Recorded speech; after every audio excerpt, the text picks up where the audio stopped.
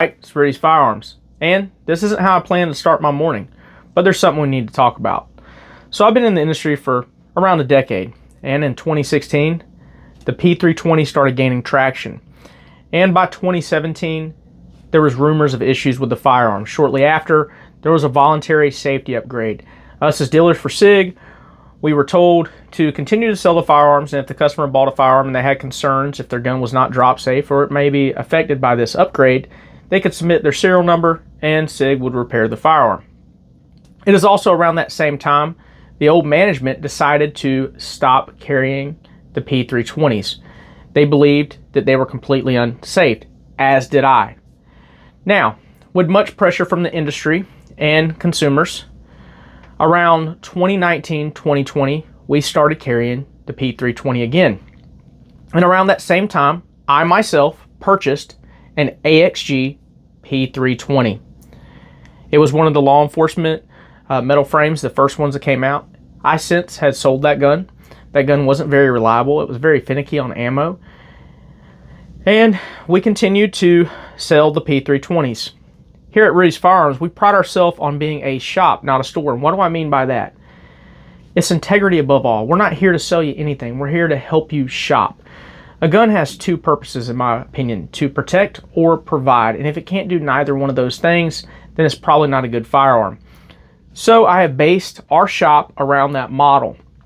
Guns are safety equipment, to say the least. They are life-saving tools for honest people, right? So we're in the business of helping empower, educate, and inform. So there's a lot of products that we just don't sell. We don't sell Taurus semi-automatic handguns. We don't sell Ruger semi-automatic handguns. We don't sell Sky or High Points. There's plenty of things that we just don't put our name on because it's causing us to compromise our integrity. I don't want to look at you, the consumer, and tell you that you should purchase something that I wouldn't trust my life to. That is not our business, and that will not be our practices here. Now, in regards to the P320, I am not a knowledge transfer specialist like GBRS or DJ Shipley. That is not me. So if you're looking for me to transfer knowledge and do all this specialist stuff like those guys do, that's not it. If you are looking for someone that I hold in high regards and I think that their opinion is completely sound and they have a plethora of information on the subject, that's going to be Ben Stoger.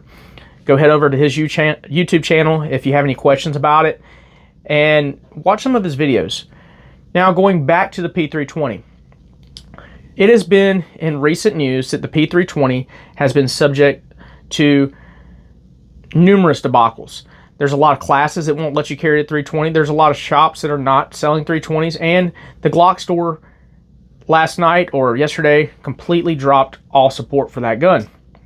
Good on them. The industry must take a stand. We must hold SIG accountable for the problem in which they created. That said, the most recent news is an airman lost their life due to the unintended discharge of a 320. I get that there's a lot of people who do not believe that this gun has had unintended discharges. I understand that. But where there's smoke, there's flame. And as a business, we're going to side with reason. And we're going to believe that not every one of these incidences was caused by the user. And at this point, we do believe that the 320 is a faulty system. And so does the FBI. They released a video on that, or a statement, I should say.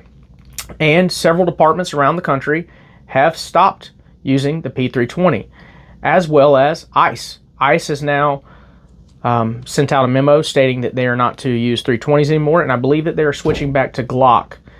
Now, that said, there are several other problems with that platform. I personally have seen where slides on these firearms, didn't support optics very well, which has nothing to do with the unintended safety reasons of this gun going off on its own. I've also seen where the frames of the X5 have blown up while the gun is being fired. I've seen rounds go off out of battery out of this gun. And I've also had a personal friend and a customer who had his trigger fall out of his FCU while firing. Now, I owe you guys an apology more than anything. I compromised my integrity to sell products that people wanted. I get that we are a business, but knowing that there was issues with this product since 2016, 2017, and we had about a 3 to 4 year gap where we didn't carry it, and then we brought it back on because of consumers. That should have never happened. We should have stuck to our laurels. We should have stuck to our merit and said no. And I'm hoping that you guys will go out and do your own research, and you'll look more into this whole debacle, these lawsuits, these unintended discharges of this firearm, and that you would consider not purchasing a P320. As for us at the shop, I believe we have 4 left in inventory. We're going to heavily discount those or just altogether get rid of them. And we're going to stand on the side of reason and no longer support Sig Sauer's P320 platform. I think as an industry, that is the best thing that we can do. There's clearly a problem with this firearm, regardless of what my opinion might be or other people's opinion might be. There is too much proof. Like I said earlier, there's enough smoke, there's fire. God bless you all. Go with God. Until next time, I'm Mike. This is Rudy's Firearms. Love you guys. Thank you for all your constant support and following us through the years and still shopping with us, supporting our business. Again, thanks. Later.